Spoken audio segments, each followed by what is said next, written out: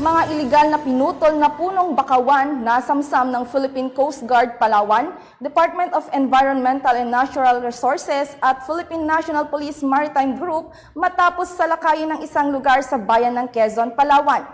Tunghaya ng balita mula kay Patrolwoman Abigail Datu.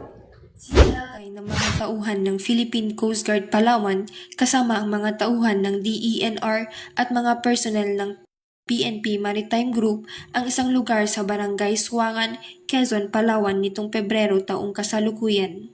Ayon sa report ng mga otoridad, magkasamang tinungo ng mga ito ang lugar kasama ang mga barangay official matapos makatanggap ang mga ito ng report na may kaugnayan sa iligal na pamumutol ng mga punong bakawan sa lugar para gawing uling.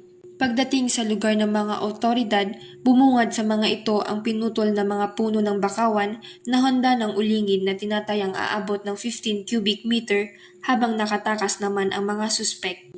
Samantala, nagpapatuloy ang investigasyon ng DENR Quezon upang matukoy kung sino ang responsable sa naturang pamumutol ng bakawan sa lugar para mapanagot sa batas. Magpapatuloy ang ganitong gawain ng mga naturang mga ahensya upang masawata ang mga kahalintulad na iligal na aktibidad upang mapreserba at mapangalagaan ang natural na ganda ng kalikasan sa lalawigan ng Palawan.